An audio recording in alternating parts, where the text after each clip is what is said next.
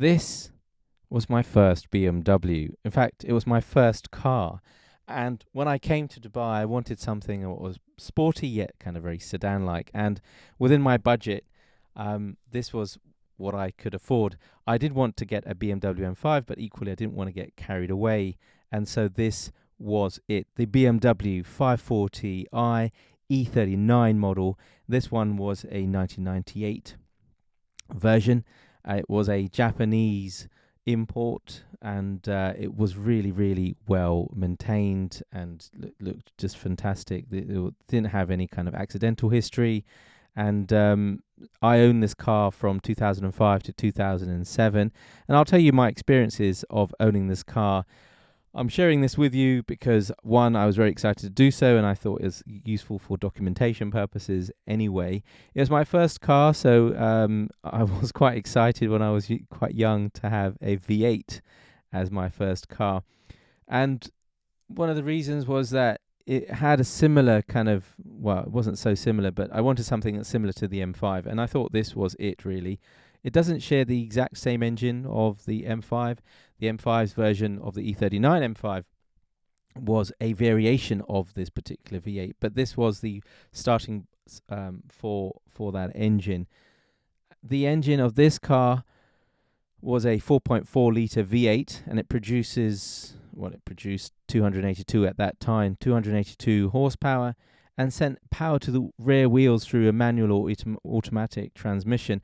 I had a automatic transmission with a semi-auto box. It did 0 to 60 in 6.6 seconds, and it reached a top speed of 145 miles an hour, which I did quite a lot of the time. I did a lot of burnouts with other cars. I just felt that I could race other cars.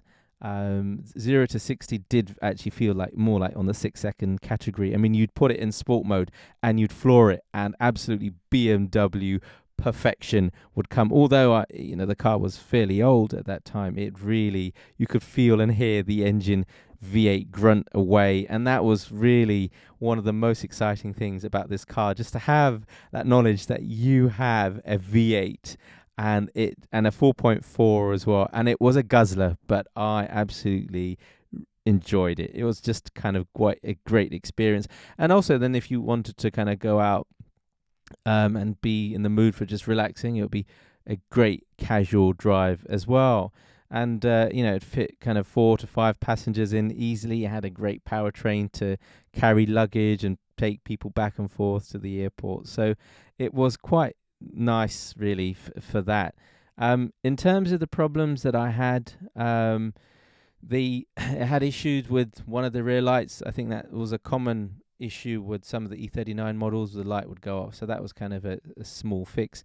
Getting the alloy wheels changed when you were changing tires, the BMW emblem came off, and so getting that ordered from Germany took quite a while. I quite like the alloy wheels on this particular car, which was one of the reasons I purchased it, actually. The other air conditioning issues was that one thing people in Europe talk about is that it was one of the advanced AC units that was stored up the heat for the next morning. When you're living in a hot country, that becomes a problem. So when you turn the engine on in the mornings, you'd get this kind of influx of heat, and so you take the windows down and let that kind of flow out, really. The other issues that I had was that in the middle of traffic, when I had family with me, the engine would stop, and outside it was like 50 degrees. So, and it just stopped in the middle of traffic, and I thought, right, okay. And it was running perfectly before then, and it just stopped, and I thought, okay, fine, what's going to happen? So we had to park up, call somebody, and after that, it kind of had to reassess what I wanted to do. I fixed the car up. It was an engine issue. There were spark plug issues as well. So these were the main issues. I managed to sell it after getting it fixed, and it was kind of a great experience. And I'd love to own another BMW. Perhaps another V8. But then I got a Golf GTI afterwards, which I've shared in previous posts, which was quite as nippy. Didn't have the same horsepower, but it was light and flexible.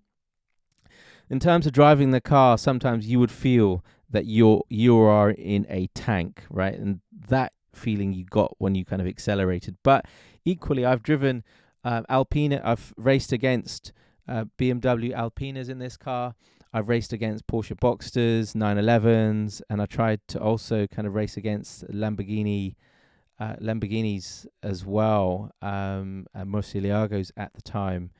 I didn't have a standing chance, but at least, right, it did really put up a challenge. So I thought I'd share those wonderful stories of owning a BMW with you. If you are interested in perhaps collecting one of these cars, I think it's difficult to buy one of these cars that would be in total mint condition. Whether it be a kind of a classic, I think it probably would be, but I think you buy these cars really to enjoy. So if you have the experience of actually driving one, I think absolutely worth it. If you have the extraordinary experience of driving a BMW M5 E39, equally just as good. So I hope you've enjoyed this particular episode. Stay tuned for more BMW insights. Okay, until then, take care. Goodbye.